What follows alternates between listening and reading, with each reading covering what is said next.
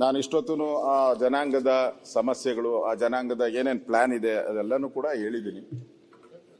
ಅವ್ರಿಗೇನು ನ್ಯಾಯಯುತವಾಗಿ ಸಿಗಬೇಕಾಯಿತು ಅದು ತಪ್ಪೋಗ್ತಾ ಇದೆ, ಅದನ್ನು ಸರ್ ಮಾಡಿ ಅನ್ನೋದು.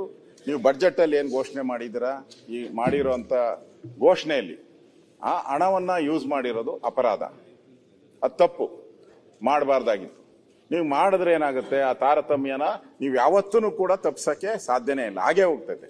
ನಾನು ಹೇಳಿದ್ನಲ್ಲ, ಅವ್ರಿಗೆ 2,000 ಕೊಟ್ರೆ ಇವ್ರು 4,000 ಕೊಟ್ರೆ ಆ ಮಟ್ಟಕ್ಕೆ ಬರೋಕ್ಕೆ ಅವಕಾಶ ಆಗುತ್ತೆ, ಇಲ್ಲ ಅಂದ್ರೆ ಸಾಧ್ಯನೇ ಇಲ್ಲ.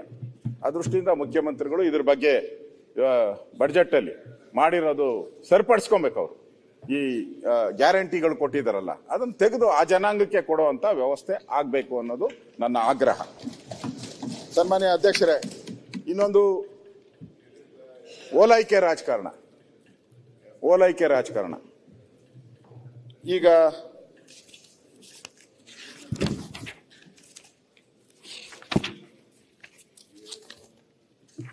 ಬಡ್ಜೆಟ್ ಮಾಡಿದಾಗ ಕೆಲವರು ಕಾಮೆಂಟ್ಗಳು ಮಾಡಿದ್ರು, ಏನೇನೋ ಬೇರೆ ನಾನೇನು ಹೇಳಿಲ್ಲ, ಹಂಗೆ ಹಲಾಲ್ ಬಡ್ಜೆಟ್ ಏನೇನೋ ಬಡ್ಜೆಟ್ಗಳು ಅಂದ್ರು. ಸೊ ತಾವು ಈ ಬಡ್ಜೆಟ್ ಅಲ್ಲಿ ಅದೇನ್ ಪ್ರೀತಿನೋ ಗೊತ್ತಿಲ್ಲ ಅಲ್ಪಸಂಖ್ಯಾತರ ಮೇಲೆ.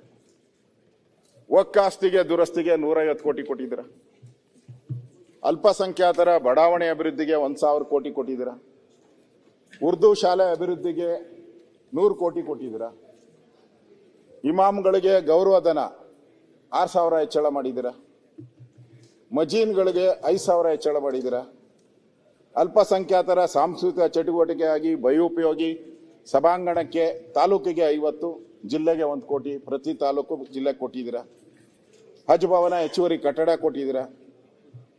ಅದೇ ರೀತಿ ಅಲ್ಪಸಂಖ್ಯಾತರು ಹೆಚ್ಚಿರುವ ಕಡೆ ITI ಅಭಿವೃದ್ಧಿಗೆ ಹಣ ಕೊಟ್ಟಿದ್ದೀರ, ಅಲ್ಪಸಂಖ್ಯಾತ ವಿದ್ಯಾರ್ಥಿಗಳಿಗೆ ಫೀ ವಾಪಸಾತಿ 5 ಲಕ್ಷವರೆಗೆ ಕೊಟ್ಟಿದ್ದೀರ, ವಿದೇಶಕ್ಕೆ ತೆರಳುವ ಅಲ್ಪಸಂಖ್ಯಾತ ವಿದ್ಯಾರ್ಥಿಗಳಿಗೆ 30 ಲಕ್ಷ ಸ್ಕಾಲರ್ಶಿಪ್ ಕೊಟ್ಟಿದ್ದೀರ, ಅಲ್ಪಸಂಖ್ಯಾತ ವಿದ್ಯಾರ್ಥಿನಿಯರಿಗೆ ಹಾಸ್ಟೆಲ್ ಕೊಟ್ಟಿದ್ದೀರ.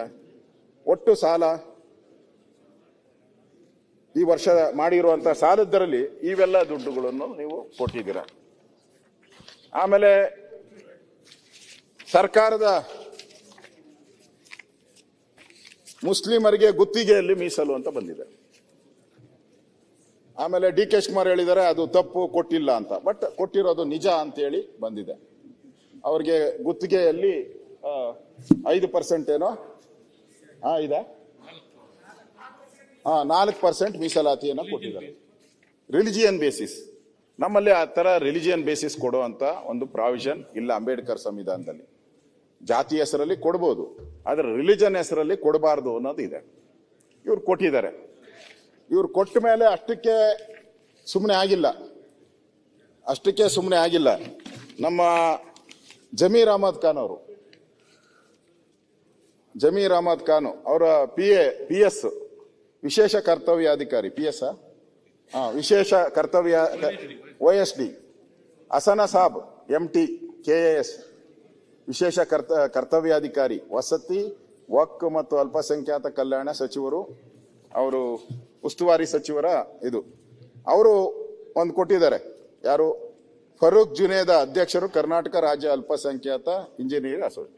ಅವರು ಇಷ್ಟು ಕೊಟ್ಟಿರೋದನ್ನ ಸಾಲದು ಅಂತ ಹೇಳಿ ಅವರು ಈಗ 5% ಸೂಪರ್ ನ್ಯೂಮರಿ ಕೋಟಾದಲ್ಲಿ 5% 7% ಹಾಗೂ ಮುಸ್ಲಿಮರ ಬಾಂಧವ್ಯರ 2B ಮೀಸಲಾತಿಯನ್ನು 10% ಹೆಚ್ಚಿಸುವ ಬಗ್ಗೆ ಮನವಿ ಮಾಡುತ್ತಾರೆ. ಅದನ್ನ ಅಲ್ಪಸಂಖ್ಯಾತ ಇಲಾಖೆ ಕಾರ್ಯದರ್ಶಿಗೆ ಮಾಡೋದು, ಜಾಸ್ತಿ ಮಾಡಕ್ಕೆ ಪ್ರಾವಿಷನ್ ಮಾಡಿ ಅಂತ ಲೆಟರ್ ಬರೆದಿದ್ದಾರೆ. ಅಂದ್ರೆ ಈ ತರ ಒಂದು ವೋಟ್ಗೋಸ್ಕರ ನೀವು ಯಾವ್ದಾವ್ದೋ ಒಂದು ಸಮುದಾಯದ ಪ್ರೇರೇಪಣೆ ಮಾಡ್ತಾ ಹೋಗ್ತಾ ಇದ್ರೆ ಏನಾಗ್ತೈತೆ ಜನ? ನಮ್ಮ ಸಂವಿಧಾನದಲ್ಲಿ ಆತರ ಮಾಡಬಾರ್ದು ಅಂತ ಇದೆ, ನೀವು ಅದನ್ನೇ ಈಗ ಮಾಡ್ತಾ ಇದ್ದೀರಾ. ಅದರಿಂದ ಇವತ್ತು ಓಲೈಕೆ ರಾಜಕಾರಣ ಇದು ಸರಿಯಲ್ಲ ಅನ್ನೋದು. ಈಗ ನೀವು ಹಂಗ್ ಮಾಡಿದ ತಕ್ಷಣನೇ ಅವ್ರ್ಯಾರೋ ಬಡ್ಜೆಟ್ ನಲ್ಲಿ ಜೈನ ಸಮುದಾಯಕ್ಕೆ ಕಡೆಗಣನೆ, ಗುಣಾನಂದ ಶ್ರೀ ಸಭೆ ನಡೆಸಿ ಹೋರಾಟದ ಸ್ವರೂಪ ರೂಪರೇಷೆ ಕುರಿತು ನಿರ್ಧಾರ. ಮುಖ್ಯಮಂತ್ರಿ ಸಿದ್ದರಾಮಯ್ಯನವರು ಕೇವಲ ಒಂದು ಭಾಗದ CM ಅಲ್ಲ, ರಾಜ್ಯದ ಎಲ್ಲಾ ಭಾಗ, ಎಲ್ಲಾ ಸಮುದಾಯದ ಅನ್ನು ಅರ್ಥ ಮಾಡಿಕೊಂಡು ಎಲ್ಲರಿಗೂ ನ್ಯಾಯ ಒದಗಿಸುವ ಕಾರ್ಯ ಮಾಡಬೇಕು. ಅನ್ಯಾಯದ ಬಗ್ಗೆ ಹಾಗೂ ನಮ್ಮ ಬೇಡಿಕೆಗಳು ಈಡೇರಿ ಆಗ್ರಹಿಸಿ ಶಾಂತಿಯುತ ಹೋರಾಟ ನಡೆಸುವ ನಿಟ್ಟಿನಲ್ಲಿ ಶೀಘ್ರವೇ ಜೈನ ಸಮುದಾಯ ಮುಖಂಡರು ಸಭೆ ನಡೆಸಿ ಹೋರಾಟದ ಸ್ವರೂಪ ತಿಳಿಸಿದ್ದಾರೆ. ನೋಡಿ, ಇಲ್ಲಿ ಜೈನ ಮತ್ತು ಇದೆಲ್ಲ ಸೇರಿದ್ರೆ ಎಷ್ಟು ಕೋಟಿ ಆಗುತ್ತೋ ಗೊತ್ತಿಲ್ಲ.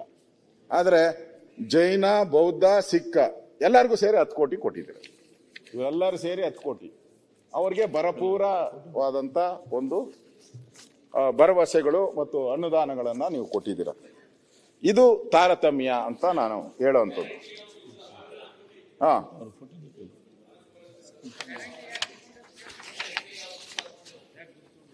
ಯಾವ್ದು ಇದರಿಂದ ಯಾವ ತಗೊಂಡಿಲ್ಲ, ಅವ್ರು ಸಿಕ್ಕೋದು ಕಡಿಮೆ ಅಲ್ಲ, ಅವ್ರು ಈಸಿ ಅಲ್ಲ ಏನೋ.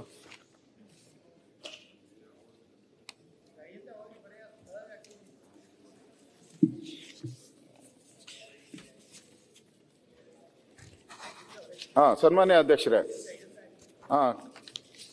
ಈ ಬಡ್ಜೆಟ್ ಅಲ್ಲಿ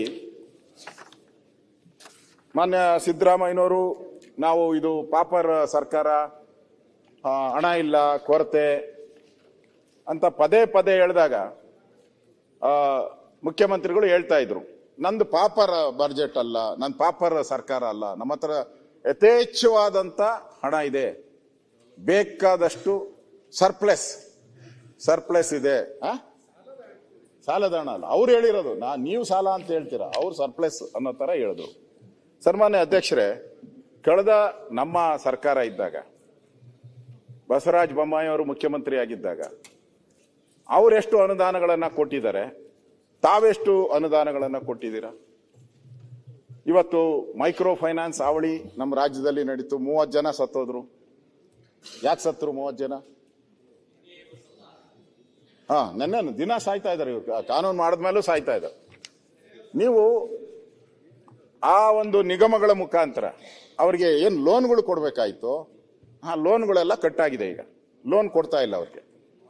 ಯಾವಾಗ ಲೋನ್ ಸಿಕ್ಕಿಲ್ಲ, ಅವರು ಈ ಮೈಕ್ರೋ ಫೈನಾನ್ಸ್ ಅವಳಿಗೆ